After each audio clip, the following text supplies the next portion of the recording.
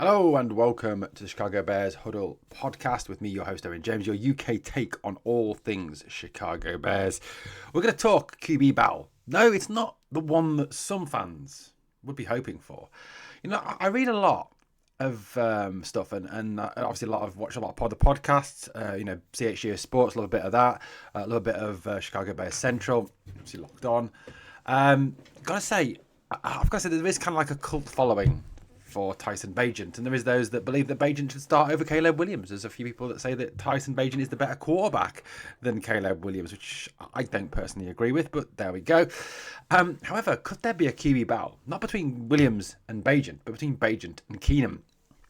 Case Keenum obviously has been brought in a way to be kind of the mentor to Caleb Williams. You know, Caleb, I think, came into the NFL last year and was the victim of his circumstances. He was the victim of the fact that, he was surrounded by some pretty dreadful coaching from Matt Eberflus and, of course, Shane Waldron.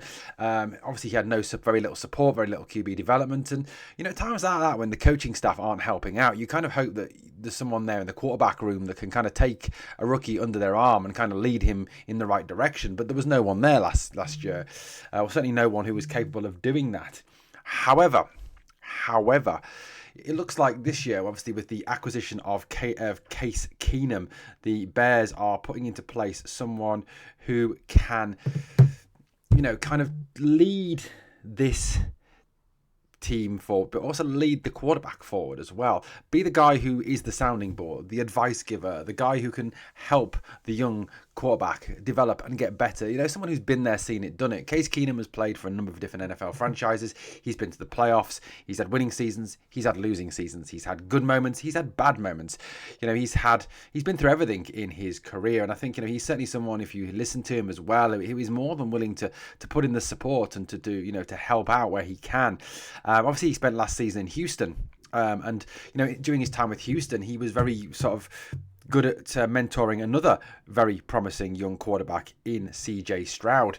Obviously, he's probably one of the best quarterbacks to come out of Ohio State in a long, long time, probably since Mike Tomczak of the Bears. But, you look at Case Keenum.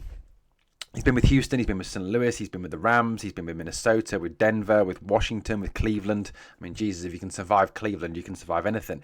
With Buffalo Bills and also with the Houston Texans again. Now, obviously, last year he played only 2 games for them, 34 completions from 53 attempts, 64.2% completion percentage, 291 yards, 5.5 average, 1 TD and 3 interceptions.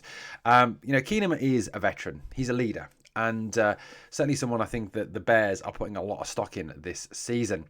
Now, obviously, you've got Tyson Bagent. Now, Bagent obviously is highly regarded by a lot of the fan base. And there's some that think that even as an undrafted rookie, this is a guy who, well, no, he's not a rookie now. Obviously, he was an undrafted rookie. He has got a couple of years NFL experience under his belt now that he could obviously challenge Caleb Williams. If you look at his career to this point, he's been with the Bears for 2 seasons now.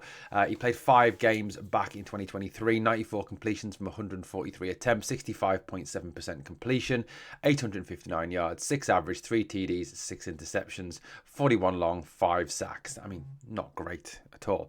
2024, played 4 games, 2 completions, 2 attempts, 100% completion. That's pretty amazing. It's only 2 attempts. 5.5 average, 8 was his long, nothing else, troubling the scorers. His rushing, 5 games played, as we know, 23 carries, 109 yards, 4.7 average, 2 TDs, a long of 20, and he had 4, obviously the 4 games played last year, 6 carries, minus 7 yards. That's not greatly impressive, but there we go.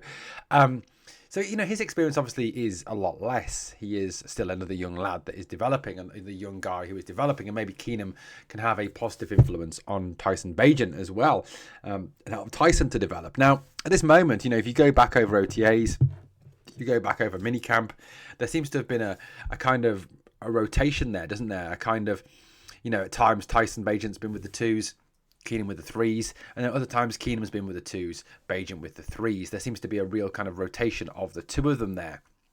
The Bears are going to have a big decision to make.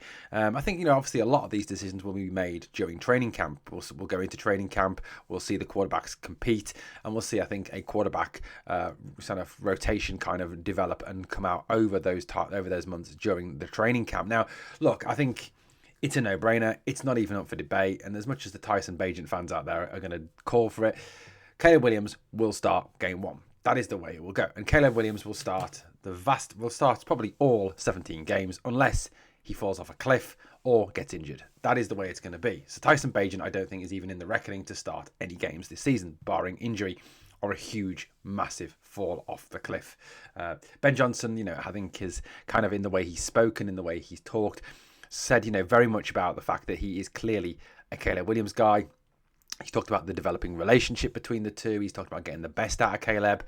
And I think that's why he's been brought in. At the end of the day, Ryan Poles has made a decision to bring in an offensively minded head coach, one of the best offensive minds in the NFL, to get the best out of his quarterback, to get the best out of this guy who they've invested a lot in. And let's face it, Caleb is not only carrying the hopes of Ben Johnson, the hopes of the Bears franchise, he's also carrying kind of Ryan Poles' job in his hands as well. If Caleb Williams fails, then does Ryan Poles fail as well? And does Ryan Poles end up getting the sack because of it? There's a possibility there. Caleb has the talent, quite clearly, to be a very, very good quarterback. It's now whether or not he can convert that into the NFL. We've seen great talent at the college level, but as we know, college football is not NFL football. Behind him, though, it is going to be, I think, a bit of a debate. Do they have Bagent there, knowing that, I suppose if Caleb goes down, that there is Tyson to come on, probably do a decent job, an average job, backing him up? Or do they want Case Keenum there? Do they want Keenum there as the 2, being the guy, next to him, the guy on the sideline, the guy who's constantly there backing up Caleb, talking to Caleb, bringing Caleb through this? And I think that is the debate that Ben Johnson, that Anton Randall, that Press Taylor, that JT Barrett, that Declan Doyle will all have. They'll have that discussion that, not only will they watch what goes on at training camp and watch what goes on in this rookie mini in this normal mini camp at this moment in time, they will also look at the long term, at this season. What is the best for Caleb? I think that's how the decision will be made.